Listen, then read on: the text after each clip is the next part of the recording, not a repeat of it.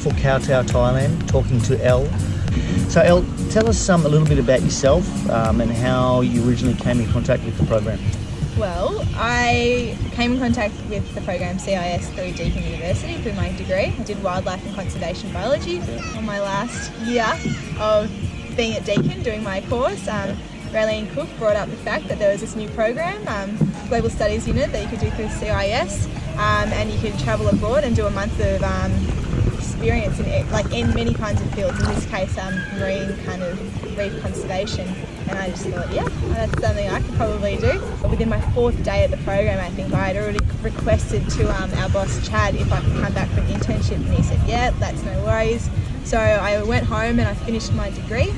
And the next year I came back and I was here for 6.5 months working as an intern, and it was the best thing I ever did. I decided at that point that this is what I want to do with my life. So coming here through CIS actually completely opened that door for me to actually come back and work here. What's the thing you enjoy about this program the most?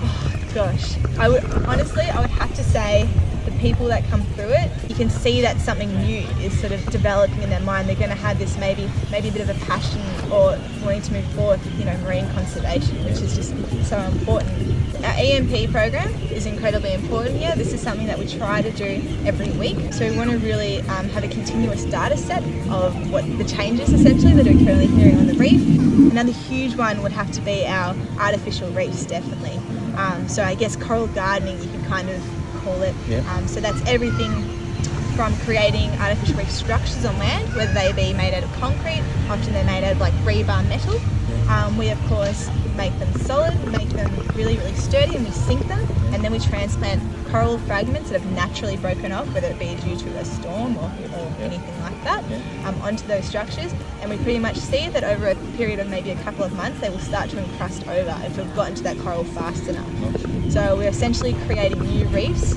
Our Turtle Head Start program is definitely another major part of the program. It gets a lot of interest from people on the street, which is great. So we have the turtles and we get them from the size of hatchlings and we grow them to a size where they are of course larger, they're more agile, stronger, better divers, and of course when we release them into the wild, into the ocean, they're going to have much greater chances of survival. The Queen of Thailand is actually really endorsing our work with giant clams. They're of course filter feeders, so they clean nutrients out of the water. They thrive off that, and it's really, really great for the artificial reefs. So we are donated baby giant clams. We grow them up in nurseries, so they're well protected from poachers and predators, for example. And when they're of good size, we transplant them onto the reef. That's super important. Elle, can you tell us a little bit about the team on the ground here and the culture on the island? Yeah, of course. So Dev has been part of the program since its beginning. He started it up with Chad Scott, my boss. Dev has lived here for I think 24 years. His wife is Thai, he is fluent in the language, he's got really strong ties with the community, so does his wife, her name is Pecan. So just having that kind of connection where like the people who have come here have taken that time to really learn the language, I think really links us with the community quite well. So we take part in many, many events around the island, often having like a conservation theme to them, which I just think is super important. So, I mean, it's involving locals, of course, but also it involves tourists, because I feel like a lot of people travel without really understanding about, the really positive things you can do whilst you travel and how to reduce your impact while you're traveling. Just having a bit of an understanding of what you're visiting.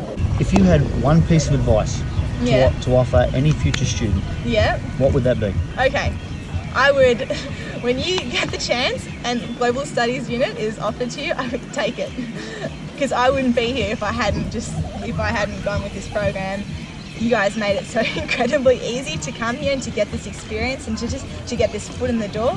And I don't know what I would be doing right now. I'd probably be working in a restaurant in Australia. So it's just the coolest opportunity, and if this kind of opportunity comes up, I don't know why you wouldn't take it.